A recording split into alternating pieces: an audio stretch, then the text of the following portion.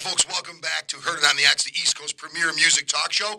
And you've joined us on our Metal Mania show. We've got Steve Binks and guests with us. Insanity. Doctor, you feel safe so far? I feel safe, and I'm warm now because I put my pants back on. We're going to go to the phones and bring in a good friend of the show. Chris, are you there, buddy? Hey, what's up, buddy? How you doing, man? I'm doing well. Right now, we're going to be joining to the panel, the illustrious panel that we have. We have Chris Canella from Autumn's End, and Chris Canella is also employed by Jackson Guitars and all things EVH. Is that the right way to put it? Yeah, I guess you would say it. It's all part of Fender. I just happen to be the conduit between Eddie Van Halen and Fender, and I ran Jackson for a little while, and now my focus, as far as Fender is concerned, has been really with Ed. That's great. That's a great focus. Yeah.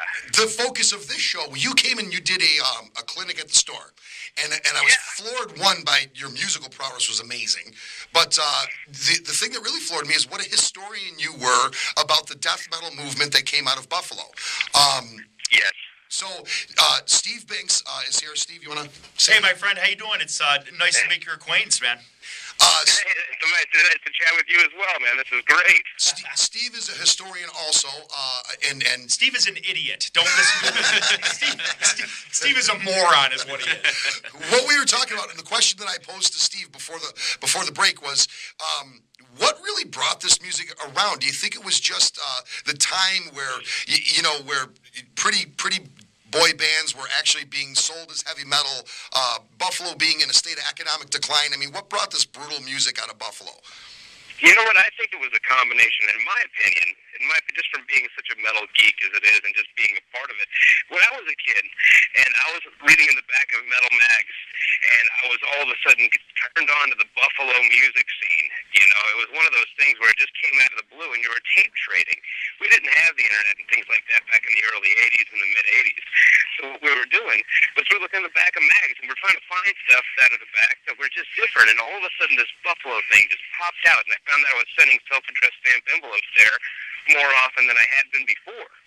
And I think it really had to do with the time, because in the earlier 80s, just a few years before that, the Bay Area got a chance to really start breaking and snapping some heads with the thrash attacks type stuff.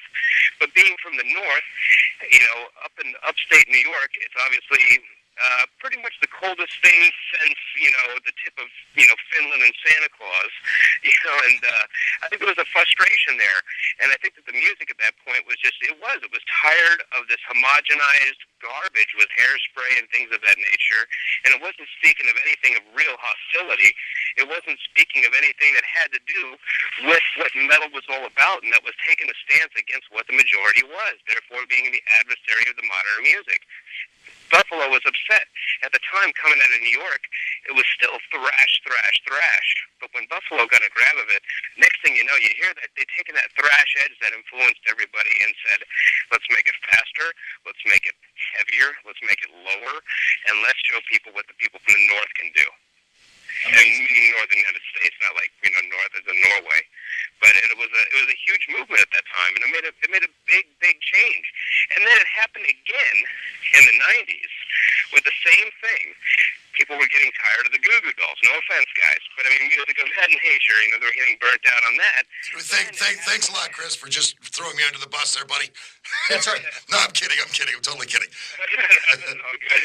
But I'm just saying, the scene, all of a sudden, out came a band out of Buffalo that really changed the pace of what was going on once again, because, after the majority of the Buffalo scene made its break and, relocated from Morrisound Studios and things of that nature, then the next wave had to happen.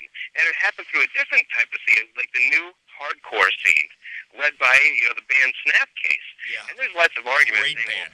Was Snapcase really one of the originals of the new wave of hardcore? Well, yeah, they were. Totally. If you go back to the original days of the Buffalo scenes, they were still breaking around back in 91, 92, if not even late as 89. Before happening and getting their big break in the 93 albums. So, I mean, it was always, there's just been something that happens, and the way Buffalo, I've always looked at it as a fan of Buffalo, living out in Arizona through the metal scene, is that it's a cycle. It seems that every 10 years, something big breaks out of northern New York, and just really kicks everybody in the sack and changes a few things. Yeah, it takes a little while. Well, Chris, you know what I think the next thing that's going to be is one of the big landfills is going to erupt. That's the next thing that's going to break out. You're going to have the zombie apocalypse is going to come out of northern western New York again. That's the next big thing in my prediction. I can believe. Hey, Chris, being an insider too, and being somebody obviously the bands that you've played in too. Steve has had a question. Do you want to present your question to Chris, or you want to wait until Alex is on and ask her? No, I do want to ask Alex, but first thing, I agree with you. Everything you said completely, and I can't believe that I didn't think to mention the hardcore scene, because I'm also a big fan of hardcore, especially the New York style of hardcore. Very different than the West Coast style. Snapcase, killer band, totally unique sound. Even their new stuff that they just put out an album not too long ago, if I'm not mistaken. And as soon as I heard it on the radio, I was like, oh, that sounds just like Snapcase, and it was. I mean, they've got such a unique signature sound.